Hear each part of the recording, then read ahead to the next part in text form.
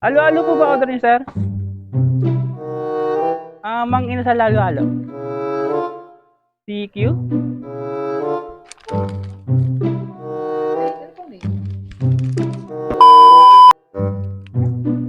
Halo-halo. Anong DQ po yun? Ano po pangalan niyo, sir? Black one lot 5. Halo-halo na, sir. Mang inasal. Hindi ko alam, sir.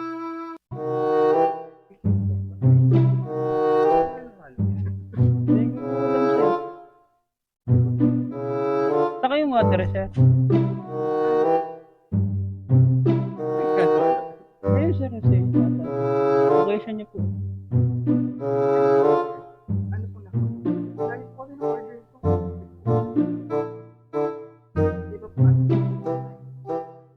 Hindi po, sir. Binibigay lang po sa amin, sir.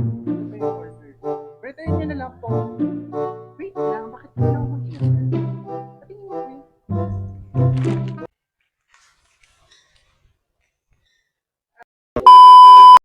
Ayun, good day mga karog. So, nakakuha tayo ng order ng customer. Ang order niya ay Dairy Queen yung ice cream. So, humingi tayo ng paper bag sa Mang Inasal. So, sabihin natin, papalitan natin ng paper bag yung order niya. Ito siya. Yan, kuyari, crack natin na halo-halo yung order niya, pero Dairy Queen talaga ice cream. So, ipaprack natin yung customer natin na kuyari halo-halo yung order niya, pero talaga Dairy Queen talaga. So, yan, lagay natin dito. So, yan. Wala tayo na naman tape. Yung problema natin, wala tayong tape. Pero okay lang yan. Gusto lang yan, hindi ka makikita ito. So, yan. Check, kungin natin itong tape. Kunin natin yung tape. Yan. Lagay natin dito. Hindi naman mahalata yan.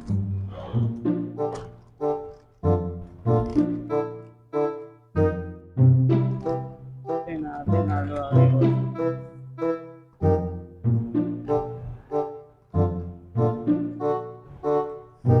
So yun, ayan. Lagay na natin dito. So ayan, tara na. Parang na natin yung customer natin. Lagay natin halo-halo yung order niya.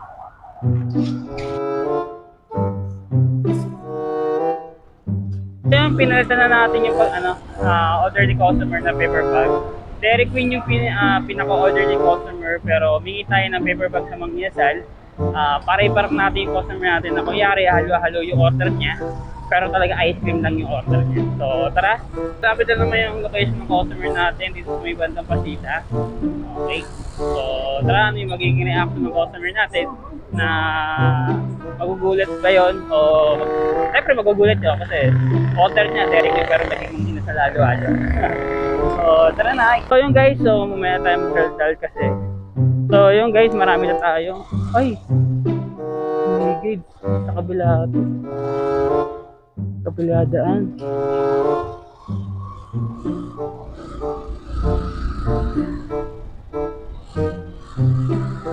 Kapag tayo ng daan.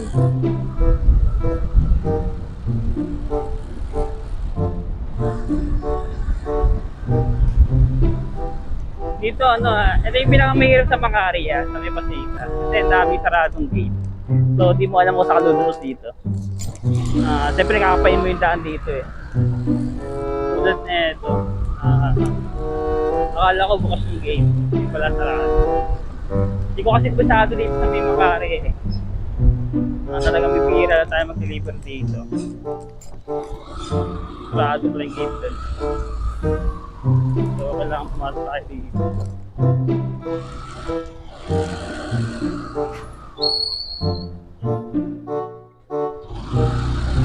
So, mukhang ulan na.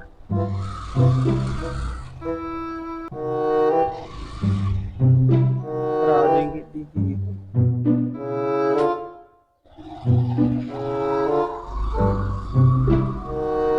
Bigaan, saan ba ako dadaan? Wala tayo, diretso tayo.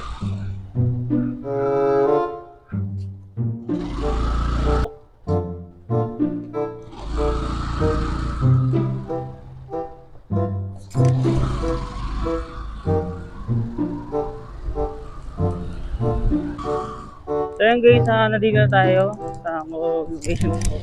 Diba? Sarado. So yun, malapit na tayo. Ayan.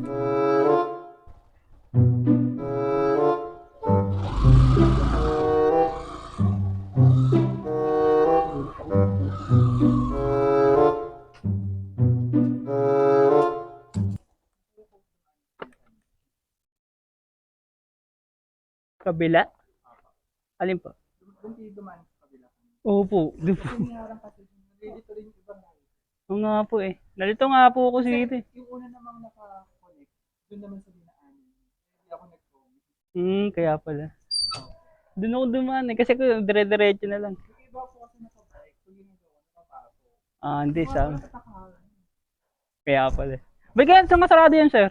Ba? Ba't kaya sinarado yan? Sarado po talaga yan? Never seen. 10 Ah, years na kami dito. okay po.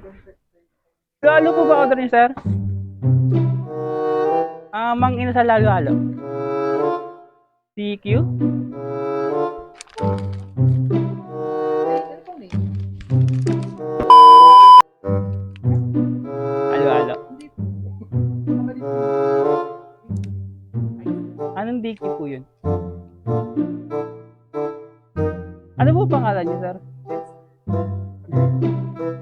Black 1 lot 5. Halo-halo na, sir. Mang inasal. Ito po. Hindi ko po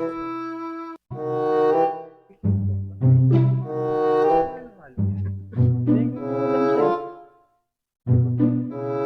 Saka yung water, sir. Ayun, sir. Sir. Location niyo po. Ano po na? Lagi po kasi order ko. Di ba po ano? Hindi po, sir. Binibigay lang po sa amin, sir. Ano ba yung order? Return nyo na lang po. Wait lang, bakit hindi ako mag-inasal? Patingin mo po yun.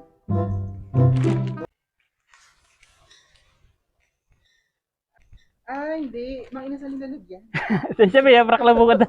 Ano po? Pinaprank lang po ko. Motovlog po ako, sir. Ano po? Motovlog.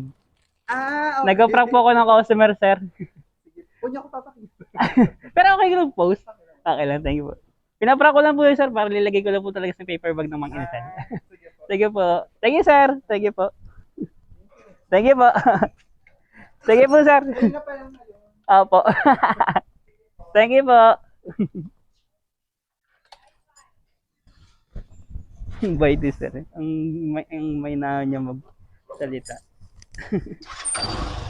So, yung guys, napark natin yung customer natin. Pero ang naon niya magsalita, kala ko taga magagalit. So sabi, return slip na lang daw natin.